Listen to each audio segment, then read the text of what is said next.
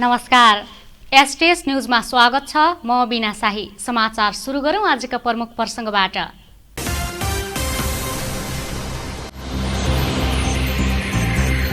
समृद्ध शहरको पूर्वाधार निर्माणमा भीमदत्त नगरपालिकाको प्राथमिकता। नगर विकास कोष र निजी क्षेत्रको सहकार्यमा 72 करोडमा व्यावसायिक भवन बन्दै।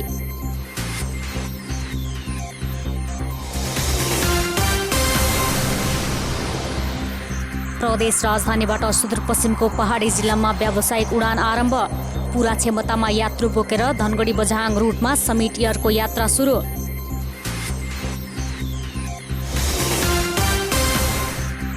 कर्मचारीमा कोरोना संक्रमण बढेपछि सरकारी कार्यालय तथा बैंकको काम प्रभावित। सावधानी नअपनाउँदा समुदायमा संक्रमण फैलने जोखिम बढ्दै।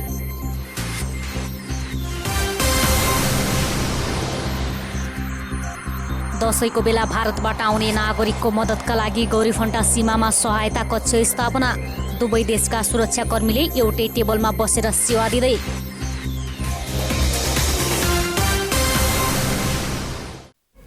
अब समाचार विस्तारमा।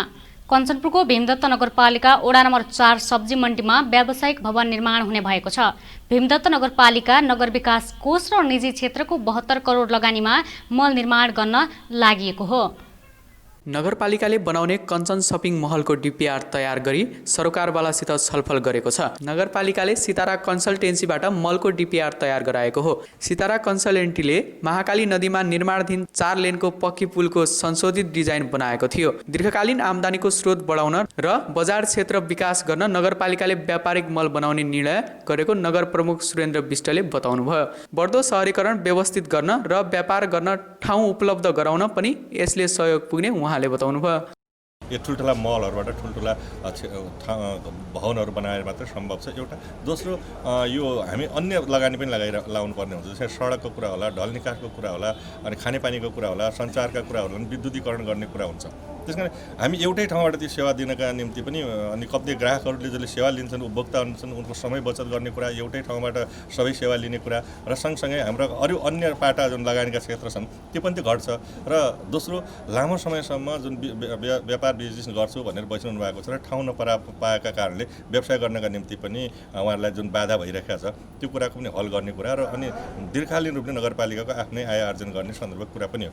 भीमदत्त नगरपालिकाले लामो समयसम्म व्यवसायीहरूसँग साझेदारी गरेर हामी विभिन्न सटर निर्माण गरेर त्यो काम पनि गर्दै आएको छ, जुन परम्परागत छ, पुरानो छ। तर अब पनि हामीले अहिले पहिलोपटक हामी सहकारी गरिरहेको अवस्था होइन।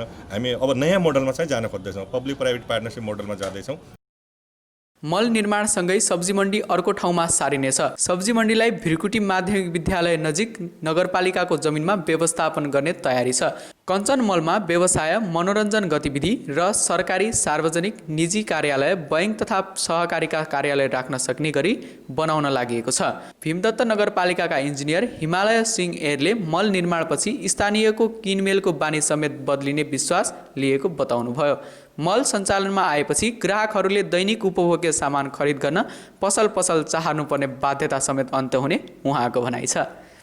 अहिले हेर्ने हो भने नगर विकास समिति अन्तर्गत तत्कालीन नगर विकास समिति अन्तर्गत त्यो सिटी हलको ठेक्का व्यवस्थापन भयो र नगर विकास समिति मार्फत नै त्यो आयोजना सञ्चालन भयो। निर्माण सम्पन्न हुने चरणमा रहेको छ र त्यो निर्माण कार्य सम्पन्न भइसके पश्चात पनि केही भुक्तानीका कुराहरू र त्यसको हस्तान्तरणका विषय नटुङ्गिएको कारणले गर्दा अहिले सिटी हल सञ्चालन भइसकेको अवस्था छैन। यद्यपि नगरपालिकाले त्यसका लागि पनि पहल गरिरहेको अवस्था हो। मलको डिपिआर तयार भएकाले लगानी जुटाउन छलफल सुरु गरिएको नगरपालिकाले जनाएको छ। मल बनाउन भीमदत्तको 10%, नगर विकास कोषको 40% र निजी क्षेत्रको 50% लगानी खर्च गरिनेछ। सब्जी मण्डीको 17 गठा 18 धुर जमिनमा बनाइने मल 7 तलाको हुनेछ।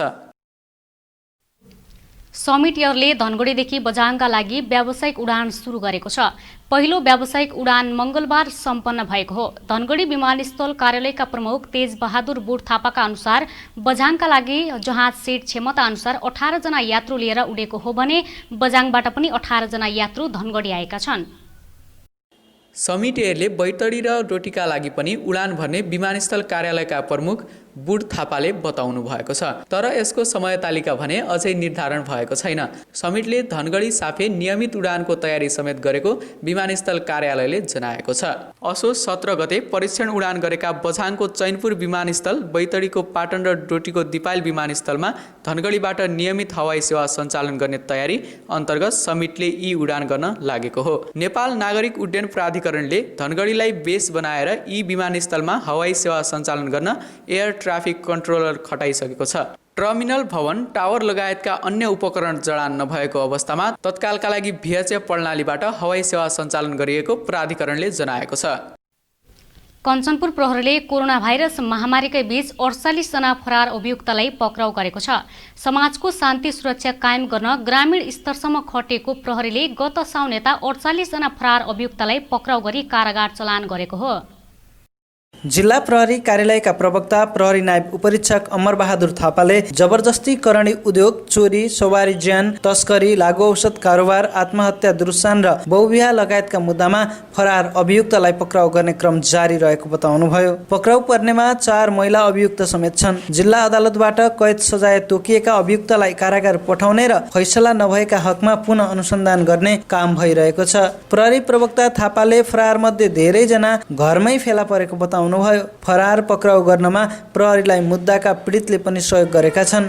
अपराध गरेका 2-4 वर्ष फरार भए पनि एक दिन कानुनी सजायको भागीदार हुनैपर्छ भन्ने यसले पुष्टि भएको उहाँले बताउनुभयो। कर्मचारीमा कोरोना भाइरस संक्रमण देखिन थालेपछि कैलालीका दर्जनौं कार्यालय तथा बैंकको काम प्रभावित भएको छ।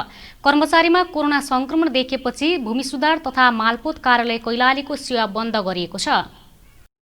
बन्दाबन्दी खुलेसँगै बैंक तथा सरकारी कार्यालयहरूमा सेवाग्राहीको दैनिक भिड लाग्ने गरेको थियो। कोरोना संक्रमणको जोखिम बढेपछि आगामी कार्तिक 3 गतेसम्म आन्तरिक प्रशासनिक काम बाहेकका अन्य सबै काम बन्द गरिएको मालपोत कार्यालयले जनाएको छ। कर्मचारीमा कोरोना देखिएपछि कृषि विकास बैंकको धनगढी शाखा पनि बन्द भएको थियो। सेती प्रादेशिक अस्पतालको कोरोना प्रयोगशालामा कार्यरत एक महिला कर्मचारीमा समेत कोरोना भाइरसको संक्रमण देखिएको छ। उच्च अदालत दिपायलले पनि एक साताका लागि सम्पूर्ण सेवा बन्द गरेको छ।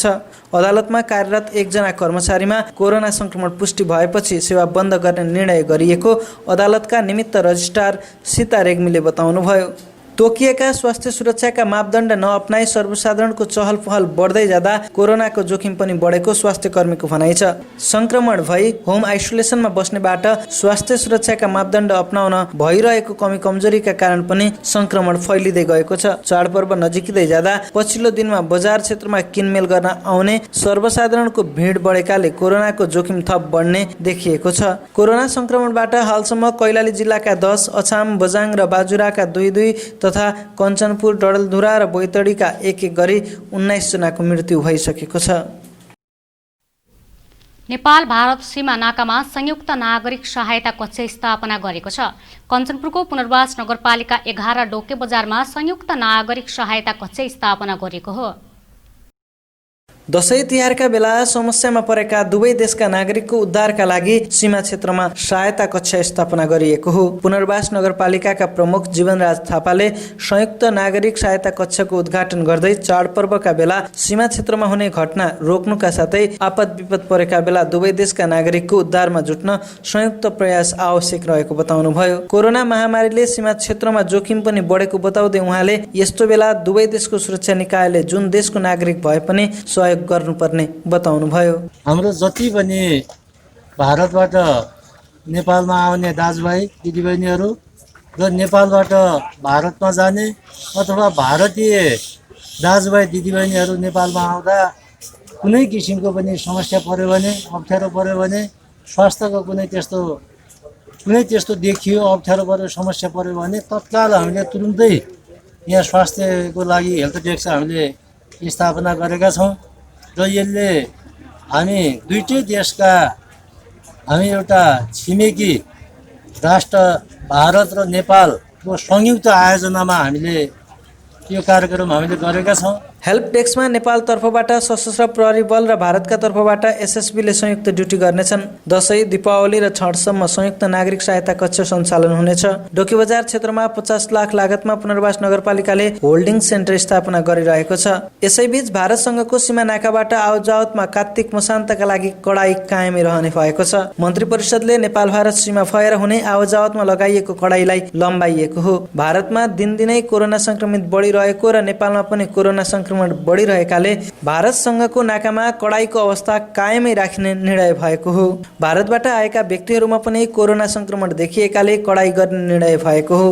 नेपाल र भारतको सीमा भएर हुने आवजावत यसअघि केही खुकुलो पारिएकोमा अब थप कडाई हुने जनाइएको छ। जिल्ला प्रहरी कार्यालय कैलालीको परिसरबाट भागेका थुनुवालाई पक्राउ गरेको छ। जिल्ला प्रहरी कार्यालयको परिसरबाट भागेका बाल यौन दुराचार र चोरी मुद्दाका अपराधी धनगढी उपमहानगरपालिका वडा नम्बर 1 का 19 वर्षीय सचिन नेपालीलाई पक्राउ गरेको हो। प्रहरी कार्यालय कैलालीको परिसरबाट सोमबार साँझ भागेका उनलाई प्रहरी कार्यालयको गेट बाहिरबाट पक्राउ गरिएको जिल्ला प्रहरी कार्यालयका निमित्त प्रमुख प्रहरी नायब परीक्षक प्रतीक विष्टले जानकारी दिनुभयो। यसैबीच अछामको रिडीकोटमा ट्र्याक्टर दुर्घटना हुँदा 1 जनाको मृत्यु भएको छ भने 2 जना घाइते भएका छन्। मृत्यु हुनेमा 18 वर्षीय राजु नागाजी रहेको प्रहरीले जनाएको छ। से एक त 8338 नम्बरको बालुवा बोकीको ट्र्याक्टर साफेबगर नगरपालिका वडा नम्बर 7 रिडीकोटमा दुर्घटना परेको थियो। कर्णाली प्रदेशका मुख्यमन्त्री महेन्द्र बहादुर शाही विरुद्ध नेकपाकै सांसदहरूले संसदीय दलमा अविश्वास प्रस्ताव दर्ता गराएपछि अन्यत्र पनि प्रदेश सरकार र मुख्यमन्त्री विरुद्ध असन्तुष्टि खुल्न थालेको छ। प्रदेश सरकार गठनमा नै सुरु भएको सत्तारूढ दलभित्रको कलह कर्णालीमा अविश्वास प्रस्ताव पेश भएसँगै सतहमा आउन थालेको हो। कर्णाली प्रदेशका मुख्यमन्त्री महेन्द्र बहादुर शाही विरुद्ध आइतबार नेकपाकै सांसदहरूले संसदीय दलमा अविश्वासको प्रस्ताव दर्ता गराएपछि अन्यत्र पनि प्रदेशका सरकार र मुख्यमन्त्री विरुद्ध असन्तुष्टि खुल्न थालेको छ। कर्णाली प्रदेशमा सिर्जित समस्यालाई पार्टीका केन्द्रीय नेतृत्वले कसरी व्यवस्थापन गर्छ, त्यसले अन्य प्रदेशमा असन्तुष्टि कुन रूपमा अघि बढ्छ भन्ने निक्युल गर्ने देखिएको छ। सुदूरपश्चिम प्रदेशमा खुलेरै लबिङ सुरु नभए पनि आधा कार्यकाल पूरा गरिसकेका मुख्यमन्त्री र मन्त्रीहरूले पदत्याग गरे अरूलाई पनि अवसर दिनुपर्ने आवाज भित्रभित्रै उठ्न थालेका छन्। पार्टीको उच्च नेतृत्वले समयमा ध्यान दिन सकेन भने कर्णालीको जस्तै अवस्था यहाँ पनि आउन सक्ने प्रदेश सांसद तथा नेकपा कैलालीका अध्यक्ष रतन थापाले बताउनुभयो। प्रदेश सरकारले कामै गर्न नसकेको भनेर जनस्तरमा व्यापक गुनासो बढेको अवस्थामा सरकार परिवर्तन गरेर अरूलाई अवसर दिने विषयमा बहुमत सदस्य एकमत रहेको उहाँको दाबी छ। मुख्यमन्त्रीकै तत्कालीन दल माओवादी तर्फका सांसदहरू पनि जनताले अपेक्षा गरे अनुरूप प्रदेश सरकारको काम हुन नसकेको प्रतिक्रिया दिएका छन्। तर सत्ता समीकरणका खेलमा मुख्यमन्त्रीलाई खतरा भने नदेखिएको उहाँहरूको दाबी छ। पूर्व माओवादीका सांसदका अनुसार त्रिलोचन भट्टलाई मुख्यमन्त्री बनाउने बेलामा रावल र भट्ट एकै ठाउँमा भए पनि अहिले मुख्यमन्त्री रावल प्रचण्ड नजिक भएकाले मुख्यमन्त्रीको कुर्सी ढल्ने अवस्था छैन। नेकपाकै अर्का सांसदले कर्णाली प्रदेशको सन्दर्भमा केन्द्रीय नेतृत्वबाट हुने निर्णयका आधारमा सुदूरपश्चिममा पनि प्रभाव पर्ने बताउनुभयो। सुदूरपश्चिममा पूर्व एमालेका 25 र पूर्व माओवादीका 14 गरी नेकपाका 39, कांग्रेसका 12 र राजपाका 2 जना प्रदेश सभा सदस्य छन्। भागवण्डाकै आधारमा मुख्यमन्त्री सहित अर्थ र कृषि तत्कालीन माओवादी र आन्तरिक मामिला, वन, उद्योग तथा पर्यटन, सामाजिक विकास र भौतिक पूर्वाधार मन्त्रालय तत्कालीन एमालेको हिस्सामा परेको छ। प्रतिपक्षी दलहरू कांग्रेस र राजपाले सरकारको खास गरी बजेट विनियोजन योजना छनौटदेखि प्रदेश राजधानी तोक्ने विषय र विभिन्न मन्त्रालयमा भएका आर्थिक अनियमितताका विषयमा विरोध गर्दै आएको छ। 2 आर्थिक वर्षको बजेट अधिवेशनमा प्रतिपक्षले सदन नै अवरुद्ध गरे। सत्तारूढ नेकपाका एक सांसदले सुदूरपश्चिममा नेतृत्वसँग भिड्न सक्ने बलियो नेता नभएकाले सरकार फेरबदलको प्रसङ्ग सतहमा आउन नसकेको बताउनुभयो। अनमोल भट्टराई, एसटीएस न्यूज, धनगढी। सुदूरपश्चिम प्रदेशमा कार्यरत नेपाल प्रहरीका 246 जनामा कोरोना भाइरसको संक्रमण पुष्टि भएको छ। जिल्ला प्रहरी कार्यालय कैलालीका प्रमुख प्रहरी उपरीक्षक एसपी अनुपम शमशेर जबरा सहित प्रदेशका विभिन्न जिल्लामा कार्यरत प्रहरी अधिकृत र जवान गरी 246 जना प्रहरीमा हालसम्म कोरोना संक्रमण पुष्टि भएको छ। प्रवक्ता वरिष्ठ प्रहरी उपरीक्षक मुकेश सिंहका अनुसार संक्रमित मध्ये 149 जना संक्रमण मुक्त भइसकेको र 97 जना प्रहरी अहिले पनि उपचाररत छन्। जिल्ला प्रहरी कार्यालयका प्रमुख जबरालाई थप उपचारका लागि काठमाडौँ लगिएको छ। उहाँको अवस्था सामान्य छ।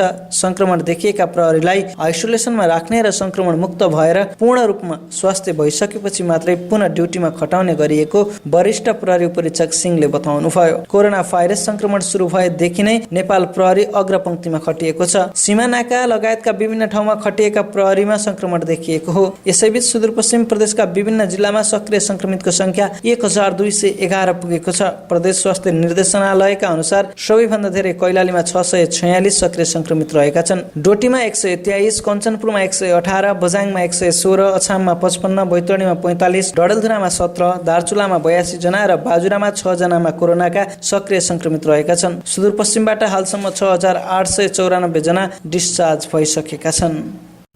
एसटीएस न्यूजमा वेकेसन ब्रेकमा जानुअघि प्रमुख समाचार पुनः एकपटक।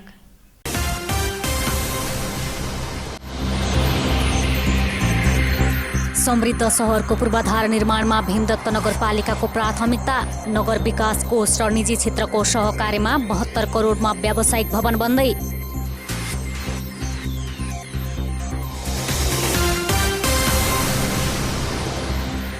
प्रदेश राजधानीबाट सुदूरपश्चिमको पहाडी जिल्लामा व्यावसायिक उडान आरम्भ। पूरा क्षमतामा यात्रु बोकेर धनगढी बझाङ रुटमा समिट एयरको यात्रा सुरु।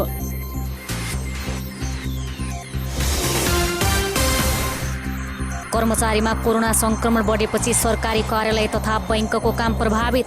सावधानी नअपनाउँदा समुदायमा संक्रमण फैलने जोखिम बढ्दै।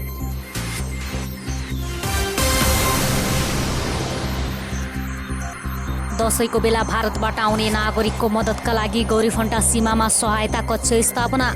दुवै देशका सुरक्षाकर्मीले एउटै टेबलमा बसेर सेवा दिँदै।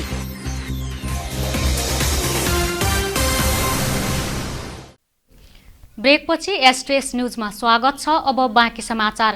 कञ्चनपुरमा सशस्त्र प्रहरीले मोटरसाइकल सहित झण्डै 2.5 लाख मूल्यको सामान बरामद गरेको छ। सशस्त्र प्रहरीले 2,42,950 रुपियाँ बराबरको अवैध सामान बरामद गरेको हो।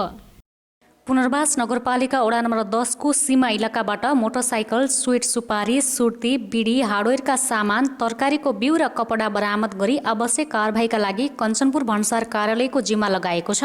सशस्त्र प्रहरीले 2 जना भारतीय नागरिकलाई समेत पक्राउ गरी एसएसबीको जिम्मा लगाएको छ। बल्लेरीका 25 वर्षीय असलम र 22 वर्षीय मोहम्मद अन्सरीलाई एसएसबीको जिम्मा लगाएको हो।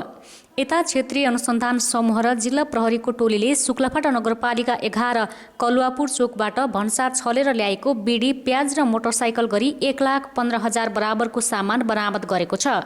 प्रहरीले मोटरसाइकल चालक बेलौरीका 29 वर्षीय ललित महरा र बरामद भएका सामान कारबाहीका लागि गड्डाचौकी भन्सार कार्यालय पठाएको छ। कञ्चनपुर प्रहरीले बेलौरी नगरपालिकाको वडा नम्बर 1, 4 र 6 बाट अवैध रूपमा भन्सार छलेर ल्याएको मोटरसाइकल 2 थान, 36 बोरा केराउ, 27 बोरा मलखात, पेन्टस र हार्डवेयरका सामान गरी 1,88,700 बराबरको सामान बरामद गरेको छ। यसैगरी भीमदत्त नगरपालिका 4 स्थित गल्ली नम्बर 4 बाट भन्सार छलेर ल्याएको 14,100 मूल्य बराबरको 47 प्याकेट धनिया बरामद गरेको प्रहरीले जनाएको छ। बैतडीका शक्तिपीठहरूमा यस वर्ष मेला भर्न नपाइने भएको छ। कोरोना जोखिम नियन्त्रण जिल्ला स्तरीय समन्वय समितिको बैठकले जिल्लाका मन्दिरहरूमा दशैंमा लाग्ने मेला पर्वहरू आयोजना नगर्ने निर्णय गरेको हो। मेला पर्वमा हुने पूजाआजा तथा बलि चढाउने लगायतका कार्यक्रम पूर्ण रूपमा नियन्त्रण गरिने प्रमुख जिल्ला अधिकारी मोहनराज जोशीले जानकारी दिनुभयो। दशैंका बेला बैतडीको निङ्गाला सैनी भगवती मन्दिर र उदयदेव मन्दिर पाटनमा बलिसहितको मेला हुने गरेको थियो। कैलालीको गौरीगङ्गा नगरपालिकामा पक्की पुलको शिलान्यास गरेको छ। नगरपालिकाको वडा नम्बर 5 अन्डैयालाई पूर्व पश्चिम राजमार्गसम्म जोड्ने वडा नम्बर 5 र 8 को बीचको अन्डैया खोलामा पुल शिलान्यास गरिएको हो। सुदूरपश्चिम प्रदेशको भौतिक पूर्वाधार विकास मन्त्रालय अन्तर्गतको पूर्वाधार कार्यालयले 9 करोड 69 लाख पुल निर्माणका लागि विनियोजना गरेकोमा 5 करोड 28 लाखमा पुल निर्माणको ठेक्का सम्झौता गरेको छ। वाइपी कन्स्ट्रक्सनले ठेक्का पाएको पुलको निर्माण 2079 असार 31 गते सक्नुपर्नेमा सम्झौता भएको छ। 2079 असार 31 गतेसम्म सक्नुपर्ने सम्झौता भएको छ। गत असार 30 गते पुलको सम्झौता भएको थियो। बैतडीको सुर्नैया गाउँपालिकामा तालाबन्दी गरेको छ। गाउँपालिकाको केन्द्रका विषयमा विवाद हुँदा स्थानीयवासीले तालाबन्दी गरेका हुन्। गाउँपालिकाको अस्थायी केन्द्र रहेको ठाउँ रौलेश्वर कठया गौडाबाट पवितामा केन्द्र सार्ने चलखेल भएको भन्दै तालाबन्दी गरेको स्थानीयले जनाएका छन्। विगतदेखि अस्थायी केन्द्र भएकै ठाउँमा स्थायी केन्द्र बनाउनु पर्ने स्थानीयले माग गरेका छन्। गाउँपालिकाका अध्यक्षले जबरजस्ती रूपमा केन्द्र सार्न खोजेको भन्दै तालाबन्दी गरेको हो। 1.5 वर्ष अघि सर्वोच्च अदालतमा मुद्दा समेत दायरा गरेकोमा अदालतले अहिले केन्द्रबारे के निर्णय नगरेको भनेर आन्तरिक आदेश जारी गरेको छ। राज्य पुनर्संरचना आयोगले अहिले अस्थायी केन्द्र रहेकै ठाउँमा केन्द्र तोकेको भन्दै स्थानीयवासीले 29 रोपनी जग्गाको लालपूर्जा समेत गाउँपालिकामा बुझाएका छन्। सरकारले सार्वजनिक सवारी साधनले 50% बढी भाडा लिन नपाउने निर्णय गरेको छ। मन्त्री परिषद बैठकले भाडा दर बढाउने अघिल्लो निर्णयलाई परिमार्जन गरेको हो। एक साइडमा एकजना मात्रै यात्रु राखेर सवारी चलाउँदा 50% भाडा बढी लिन स्वीकृति दिएकोमा यात्रु पनि भर्ने र भाडा पनि 50% बढी लिएको देखेपछि निर्णय फेरिएको हो। यात्रुसँग भाडा पनि असुल्ने र दूरी पनि कायम नगर्ने भएपछि भाडा नबढाउने निर्णय गरेको हो। समाचार सक्नुअघि अन्तमा मुख्य समाचार पुनः एकपटक।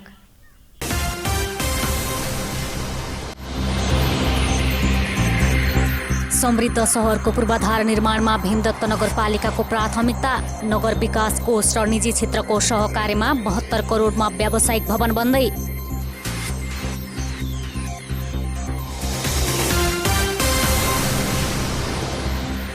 प्रदेश राजधानीबाट सुदूरपश्चिमको पहाडी जिल्लामा व्यावसायिक उडान आरम्भ। पूरा क्षमतामा यात्रु बोकेर धनगढी बझाङ रुटमा समिट एयरको यात्रा सुरु।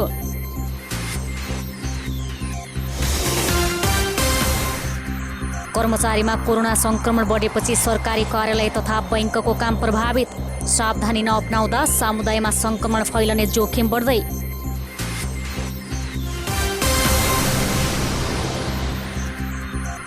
दशैंको बेला भारतबाट आउने नागरिकको मद्दतका लागि गौरीफन्टा सीमामा सहायता कक्ष स्थापना। दुवै देशका सुरक्षाकर्मीले एउटै टेबलमा बसेर सेवा दिँदै।